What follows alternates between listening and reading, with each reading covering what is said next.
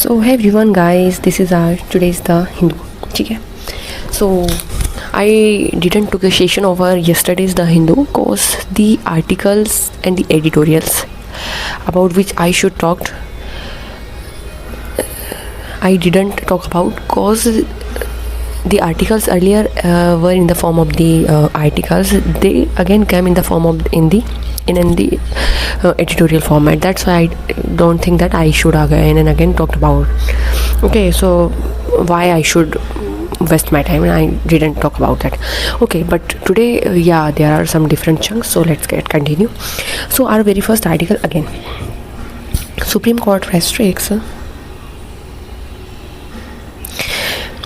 Retrospective environmental clearance. ठीक है. Top court means हमारे supreme court means under article 124. ये आर्टिकल्स हमें याद रखने चलना है. ठीक है. So let's see the supreme court on Wednesday quashed with retrospective effect 2021 office memorandum. कब का मेमोरेंडम है? 2021 का office memorandum. Granting ex post facto environmental clearance to infrastructure project. Actually जो इंफ्रास्ट्रक्चर प्रोजेक्ट्स होते हैं हमारे इंफ्रास्ट्रक्चर्स जो प्रोजेक्ट होते हैं हमारे, इनके रिगार्डिंग ये एक OM है, मीन्स ऑफिस ऑफ मेमोरेंडम. इसके रिगार्डिंग बात की है. So union government can not substantially alter protective environmental checks. So union government didn't substantially could it alter the protective environmental checks by issuing mere administrative instructions. ठीक है. So no parallel routes. So what is the 2021 OM is an administrative order. ये एक तो 2021 का एक administration के through लाया गया ऑर्डर है and envisages a perpetual regime for the grant of environmental clearance to project undertaken without prior environmental clearance. मतलब ऐसे प्रोजेक्ट जो एनवायरनमेंट से रिलेटेड तो हैं but without the prior environmental clearance. ठीक है. So its substantially alters the nature of the inquiry and the criteria. So इन्होंने बोला है कि नेचर ऑफ इंक्वायरी को देखा जाए और क्राइटेरियाज क्या क्या है for the grant of environmental clearance under the 2006 notification. क्योंकि ये जो क्लियरेंस है वो 2006 के नोटिफिकेशन के बेसिस रहेगा. And earlier delegated legislations 2006 notification through an administrative instruction which is impermissible in law. The court noted in an 80 pages judgment. So it is not important 80 pages judgment kind of, but 2006 का ये important है क्योंकि The Environment Ministry, a valid amnesty measure should be used as a rare exceptions, must be finite in duration and confined to its class. Okay, a bench headed by Chief Justice of India Suryakant sir, इन्होंने इसको observe किया है. Ministry of environment को clearance दी गई है regarding the notification.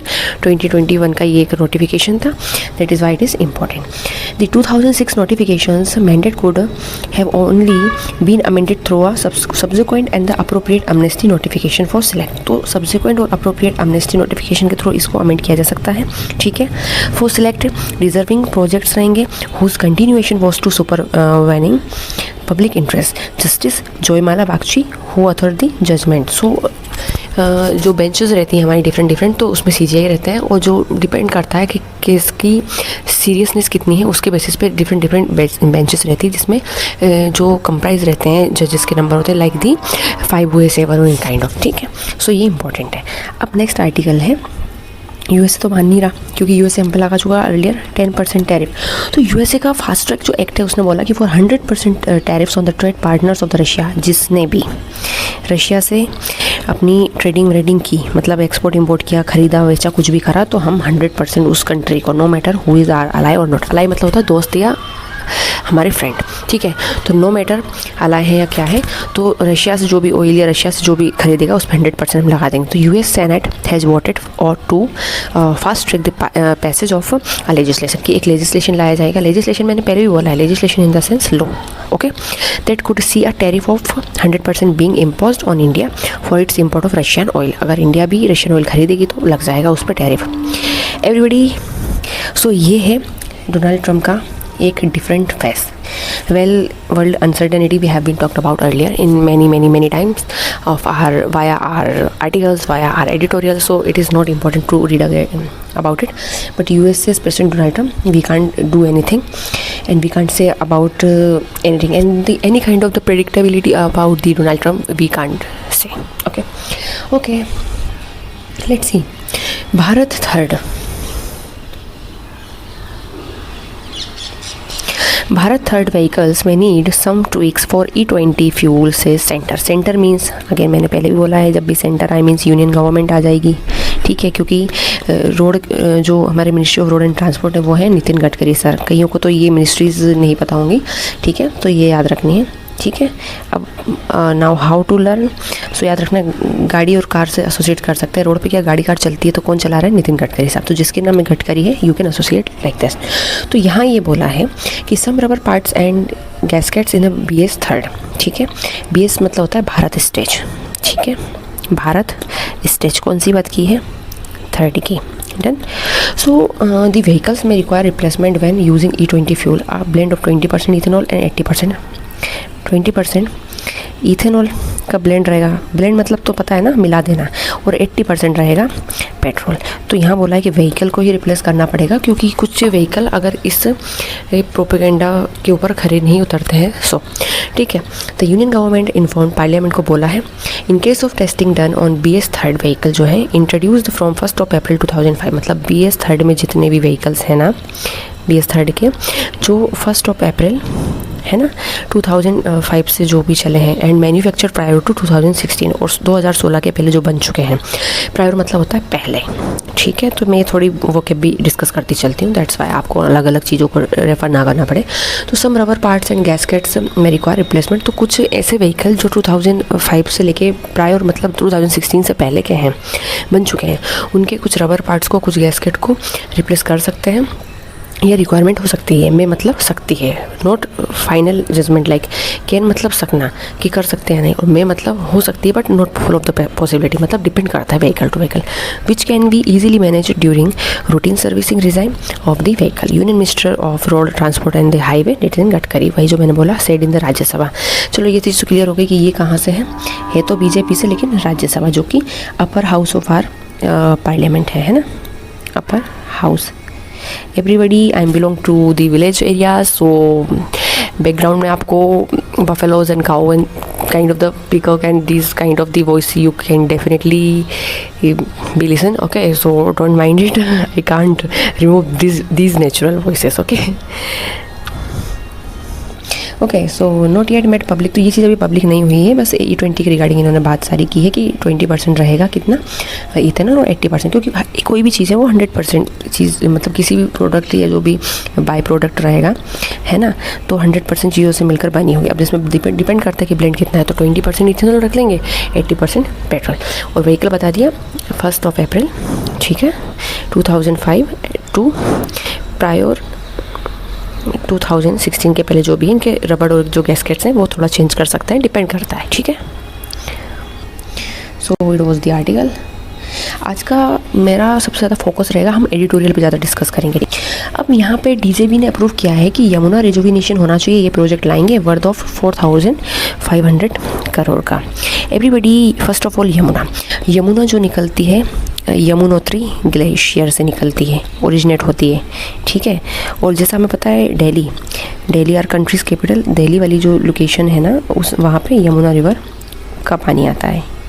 ठीक है, और Yamuna river it is the our tributary of the our largest river of our country. ठीक है, गंगा रिवर. ठीक है, तो गंगा की ट्रिब्यूटरी यमुना कहाँ से निकली है? यमुनोत्री ग्लेशियर से. ठीक है, और न्यू दिल्ली में ये न्यू दिल्ली वाली लोकेशन में फ्लो होती है.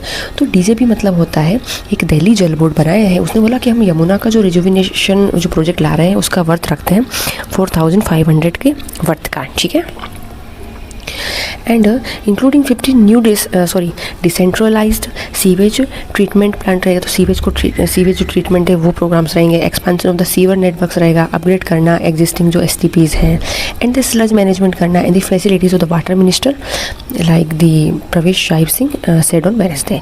तो people often ask when the Yamuna will become the clean. तो लोग तो पूछेंगे भाई क्या क्या काम करती है रिवर हमारे लिए? वाटर प्रोवाइड कराना, irrigation facility, water for the drinking, है ना, और इरिगेशन के लिए हो गया। इंडस्ट्री है तो वहाँ पे वाटर की रिक्वायरमेंट है, वॉशिंग क्लॉथ्स के लिए है, हमारी केटल्स के लिए हो गया, और हमारा as a substitute of different kind of the industries, तो वहाँ पे हमारा सब जगह इंडस्ट्रीज़, तो वाटर का यूज़ होता है। That is what is important. तो रिजुविनेशन प्रोजेक्ट लाया गया है। तो अब ये इंपॉर्टेंट नहीं है, इसके यूजेस क्या क्या हो सकते हैं, ये चीज़ें क्या इंक्रीज़ करेंगे होल्डिंग के, रिजुविनेशन हो जाएगा, उसके बाद से जो स्क्रैपिंग चीज़ें हैं जो ओल्ड हो चुकी हैं वो हटा देंगे, है ना, जैसे सीवेज वगैरह हटाना ये सब, तो उससे क्या क्लीन हो जाएगी। तो रिजुविनेट होने का मतलब यही होता है, किसी चीज़ को न्यू लुक दे देना। तो इससे क्या होगा, होल्डिंग वाटर होल्डिंग कैपेसिटी जो रहेगी वहाँ के पॉन्ड एरिया की, पॉन्ड मतलब होता है तालाब, पॉन्ड मीन्स तालाब, ठीक है, पॉन्ड मीन्स तालाब, और रिवर मीन्स नदी, रिवर मीन्स होती है नदी, ठीक है। तो ये सारी चीज़ें रहेंगी। And the government will also install 250 water ATMs का एट एन एस्टिमेटेड कॉस्ट रहेगा, जो कि है ₹58 करोड़। ओके, सो ये सारी चीज़ें इंपॉर्टेंट है, ठीक है। So let's see. In July 2025, Union Home Minister Amit Shah had chaired a meeting on the rejuvenation of the Yamuna and directed officials, the Delhi government, to nearly double the city's sewage treatment capacity to 1500 MGD by 2028. मतलब 1 minute, I have something issue. Yeah, so 1500 MGD जो रहेगा ये 2028 तक ये complete हो जाना चाहिए, और ऐसा कंसिडर कर रहे हैं union home minister Amit Shah sir. He is also the minister of the cooperatives. It is important. So let me tell you guys one thing, who is current agriculture minister? Okay, agriculture minister, current education minister जिसको लेके CJP बनी और सोनम वांगचुक का hunger strike हुआ। Then our finance minister, ठीक है, and our defence minister. बाकी ministry, अभी ये 4 मिनिस्टर के मुझे नेम चाहिए इन the comment section, otherwise next के मैं बता दूंगी, या फिर मैं कल वाले लेक्चर में डिस्कस करूँगी।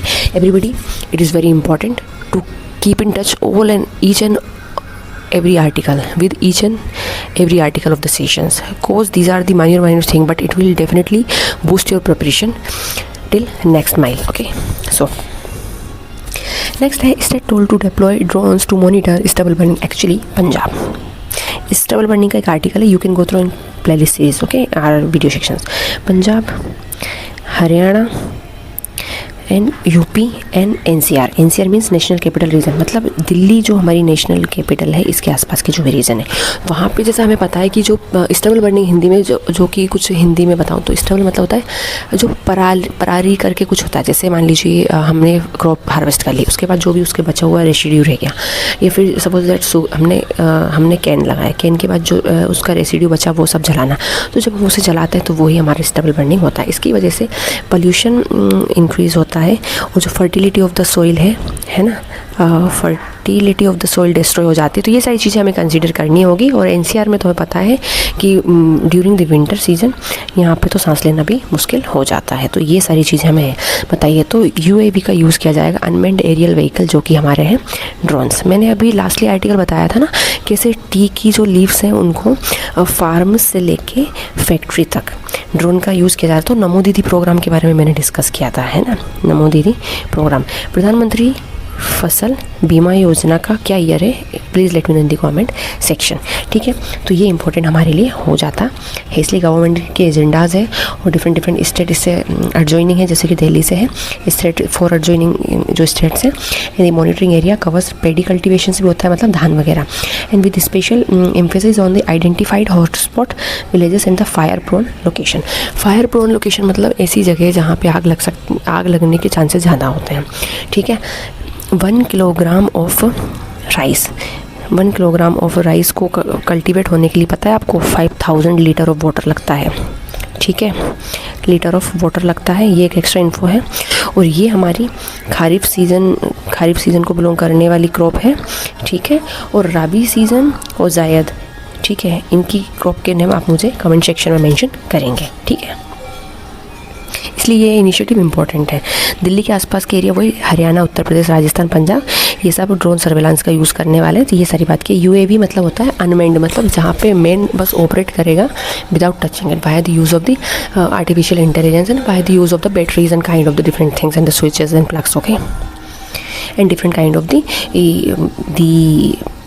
Process of any kind of the UAVs, ठीक है, UAV and the unmanned aerial vehicle, जो कि हवा में चलते हैं लेकिन उसको कोई मैन नहीं चला रहा होता.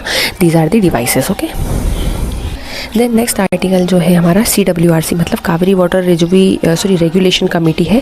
तो इन्होंने मूव किया थी Kaveri water district sharing plan. Actually Karnataka के बीच में और तमिलनाडु के बीच में ये इशू है. कर्नाटका और तमिलनाडु के बीच में ये इशू है कि कावेरी का वाटर जो रहेगा वो कितना शेयर होना है, इसके रिगार्डिंग इशू हो रही है. और ये जो है यहाँ पे मेंशन किया गया है इन आर्टिकल के बारे में. कमिटी ऑफ चीफ रिजेक्ट करती क्रिटिसिज्म को. Says the CWRC Cauvery water regulation committee calculation of 3,500 cusec to be release by the Karnataka to Tamil Nadu की. इतना ये तमिलनाडु को देंगे कर्नाटका वाले for the next 15 days and had been done taking and into account all relevant data. तो relevant data को यहाँ पे कंसिडर किया जाएगा और 15 days के लिए कर्नाटका इतना वाटर इनको देगा, कितना तमिलनाडु को. और इनको लेके पहले भी डिस्प्यूट्स और ट्रिब्यूनल्स वगैरह में इश्यूज़ गए हैं पहले भी. तो ये मुद्दा इनके बीच में चला ही आ रहा है. वाटर के बारे में अभी मैंने पहला आर्टिकल डील किया कि वाटर है कहीं का भी तो वो किस किस फील्ड में हमारे लिए इंपॉर्टेंट होता है. लेकिन पर्टिकुलर दो इंटर स्टेट के बीच में इशू हो जाता है ना. इंटर स्टेट मतलब जैसे कर्नाटक और तमिलनाडु के बीच में, तो दो इंटर स्टेट. अगर इंटर स्टेट में बोल दूँ तो मतलब कर्नाटका के ही अंदर, ठीक है. तो ये इंटर स्टेट और स्टेट टू स्टेट ये चीज़ हमें अच्छे से पता होनी चाहिए. ठीक है. नेक्स्ट आर्टिकल है हमारा RS means Rajya Sabha passes a bill to criminalize disrespect to the Vande Mataram. पहले हमारा नेशनल सॉन्ग जन गण मन है ना, जन गण मना, ठीक है. लेकिन national its our national anthem Jana Gana मन एंड नेशनल जो सॉन्ग है ये हमारा वंदे मातरम. तो एक हमारा ऑलरेडी एक एग्जिस्टिंग क्या है हमारे पास एक बिल है 2026 में जो अभी एक नया बिल आ गया, लेकिन ये वंदे मातरम के रिगार्डिंग जो कि नेशनल सॉन्ग है. सो राज्यसभा ने पास किया कि prevention of the insult to national honours amendment bill 2026, ठीक है. ये इंपॉर्टेंट है. And in the absence of the members from the opposition party, ठीक है. लेकिन मेंबर जो है अपोजिशन पार्टी से वो मेंशन वहाँ प्रेजेंट नहीं थे. ये नित्यानंद राय सर है, ये राज्यसभा के मेंबर हैं. So after raising slogan demanding an apology from the union home minister Amit Shah for last week police action against protesting students, the opposition walked out as Union Minister of State for Social Justice होना चाहिए, empowerment होना चाहिए. And Ramdas Athawale started speaking about the bill की राज्यसभा में bill आना चाहिए और रोकना है हमें, प्रिवेंट करना है, इंसल्ट नहीं होनी चाहिए नेशनल ऑनर. हमारा नेशनल फ्लैग, हमारी नेशनल एंथम, हमारा नेशनल सॉन्ग, हमारा कॉन्स्टिट्यूशन, हमारा इंडिपेंडेंट डे जो कि 15 अगस्त को हम सेलिब्रेट करते हैं, हमारा रिपब्लिक डे जो कि हम 26 जनवरी को सेलिब्रेट करते हैं. ये सभी हमारे नेशन के ऑनर है और जो कि सिम्बल्स है, जो कि हमारी मतलब रिच कल्चरल हेरिटेज को शो करता है, हमारी कंट्री की सॉवरेनिटी को शो करता है. ये हमारे लिए बहुत मैटर करती है. These are touched and deeply attached to our heart. So इन सब की इंसल्ट नहीं होना चाहिए, इसलिए ये बिल राज्यसभा में आ गया है, ठीक है. तो national anthem to act and causing obstruction the singing of the national song Vande Mataram. तो जैसा कि रिस्पेक्ट हम नेशनल एंथम में इस नेशनल एंथम को देते हैं, अब आपको वंदे मातरम को भी, जो कि as a national song of country, ठीक है, जो कि बंकिम चंद्र चटर्जी ने इसको गाया था, ठीक है, उन्होंने राइट किया है जो भी लिखा था, तो उनके थ्रू ये लिखा गया था early in the history. But जो कि इंटेल से हमारे पास जो कि डेटा है, हमें as we have been read our text books. So ये सभी के रिगार्डिंग यहाँ पे मेंशन किया है, ठीक है. तो याद रखना है. फिर ये आम Aadmi party Sanjay Singh and set this his party believe that Vande Mataram and national anthem should not be insult. तो इन सब की इंसल्ट नहीं होनी चाहिए. तो ये डिफरेंट जो पार्टीज़ हैं उन सभी के व्यूज़ हैं, ठीक है. फिर यहाँ याद रखना है कि Vande Mataram was penned by Bankim Chandra Chatterjee, जो मैंने बोला इन्होंने लिखा था 1875 में. But only 2 stanzas were adopted as the national song, क्योंकि इसके थे टोटल 6 स्टेंजर्स थे. एवरीबडी मैं बताऊँ इसके बारे में मैंने पहले भी बात की है. 6 थे लेकिन ओनली 2 स्टेंजर्स इसके ऑब्टेन किए गए थे, ठीक है, as a national song. With Congress leader Jawaharlal Nehru जो कि फर्स्ट PM जो रह चुके हैं हमारी कंट्री के, ठीक है. और हमारी लेडी PM कौन थी, जिनके बारे में मैंने कल के लेक्चर में भी बात की थी. आई थिंक मैंने जो एक रिवीजन सेशन लिया था कल का, आज नेक्स्ट रिवीजन सेशन आने वाला है. लास्ट डे का पार्ट फर्स्ट मैंने दिया था, ओरली था it, but today's session it is about the revision session. तो again it would be the oral basis if I could, it would be based on my time management. Okay, so you can check in live section and also in the video section. तो ये हमारा article था, ठीक है. वापस से लोकसभा में पास हो गया है paper leak bill amid opposition protest. Opposition ने बहुत प्रोटेस्ट किया, लाइक आर राहुल गांधी जो कि लीडर ऑफ ओपोजिशन है, ठीक है, wait a moment, our Rahul Gandhi है ना, और Aam Aadmi Party like the Dimple Yadav and the Akhilesh Yadav and different parties also there, है ना, Aam Aadmi Party and also Samajwadi parties जो भी है हमारे समाजवादी से, जो कि डिम्पल यादव है, अखिलेश यादव है, आम आदमी पार्टी से, जो कि जब सोनम वांगचुक हंगर इस टाइप पे थे तो डिफरेंट पार्टीज गई। और आम आदमी पार्टी से हमारे कौन है, अरविंद केजरीवाल। और आम आदमी पार्टी के राज्यसभा से एक एमपी थे राघव चड्ढा, ठीक है, तो वो भी बीजेपी को शिफ्ट कर गए। इसके बारे में मैंने आर्टिकल लिया था। और इनके एक ही ओवरनाइट में इनके 14.4 बिलियन फॉलोअर्स हैं, किनके, आम आदमी पार्टी के जो रह चुके हैं, सॉरी आम आदमी पार्टी के अर्लियर जो एमपी थे, तो ये हो गए थे 13.3 कुछ बिलियन, मतलब ओवरनाइट में इनके 10 लाख सब्सक्राइबर डाउन हो चुके थे या फॉलोअर डाउन हो चुके थे। तो ये इनवेल थी। तो ये है यूनियन मिनिस्टर जितेंद्र सिंह, इन्होंने बात की है। इंसिस्ट किया that no shots were fired at the student during the July 20th protest in Delhi की। इन्होंने बोला कि जुलाई जो 20th थी, 20 जुलाई को जो जंतर मंतर पे प्रोटेस्ट चल रहा था बाय द स्टूडेंट, है ना, जंतर मंतर पे, तो उन सभी पे, उन लोगों पर कोई शॉट्स नहीं किए थे, जबकि हमने देखा कि पैलेट गन के निशान थे। तो देखते हैं गवर्नमेंट क्या कहती है। बाकी तो जो चीज़ दिख रही थी वो ऐसा, यहाँ ऐसा डिस्कशन नहीं है, तो अपनी चीज़ें ढकने की कोशिश करते हैं व्हाटएवर, बट अभी ये चीज़ें डिस्कशन में। और हाँ, FTCs भी तो लाए गए थे हमारे PM मोदी के through, fast track court. It is not only the solution, it was not only the solution for the CJP's protest, it was also for the cases which are very important to consider earlier, okay, so it is important, ठीक है। अब ये बाकी का data है, you can guys go through by this, okay, let me highlighted it, okay। Again ये CJP के regarding जो सेंटर है, assurance can not override statutory process. Statutory process मतलब लॉ एंड रेगुलेशन के थ्रू कोई स्टैट्यूट पास करवाना by the vote of the houses और also the assent of the president of our country. क्योंकि मैंने बताया पार्लियामेंट के कितने पार्ट हैं हमारी, आर पार्लियामेंट हैज़ 3 पार्ट्स, ठीक है, Lok Sabha, Rajya Sabha and writing in short president of our country, ठीक है। कोई बिल लोकसभा में गया तो राज्यसभा में जाएगा, फिर प्रेसिडेंट के इससे एक्ट बन जाएगा। लेकिन कोई राज्यसभा से आए तो लोकसभा में जाएगा, फिर प्रेसिडेंट के एक्ट से असेंट से एक्ट बनेगा। तो याद रखना है। तो इन्होंने भली सेंटर मतलब यूनियन गवर्नमेंट ने भली एश्योरेंस दे दी, बट अभी भी CJP के जो प्रोटेस्टर्स रहे, स्टूडेंट्स थे, ये पुलिस की ब्रूटलिटी के बारे में, पैलेट गन जो चलाई गई हैं, ठीक है, और इतने हार्श लेवल पे चीज़ें हुई हैं, विमेंस के रिगार्डिंग में फालतू के जजमेंट आए हैं, तो इन सभी के बारे में बात की है। लेकिन ये चीज़ें क्या नहीं कर सकती FIR विड्रॉ कराने के लिए, ये बस एक स्टैट्यूटरी प्रोसेस है जो कि ओवरराइड नहीं कर सकती on the withdrawal of the FIR। FIR मतलब होती है फर्स्ट इन्फॉर्मेशन रिपोर्ट, ठीक है। तो ये एक्सपर्ट्स का कहना है। अगेन वो E20 फ्यूल के बारे में जो मैंने बता दिया है, ठीक है। India getting ready for the Xi Putin visit in September. She मतलब शी जिनपिंग, ठीक है, चाइनाज प्रेसिडेंट, जो कि ये है, और पुतिन मतलब व्लादिमीर पुतिन, जो कि रशिया के प्रेसिडेंट है।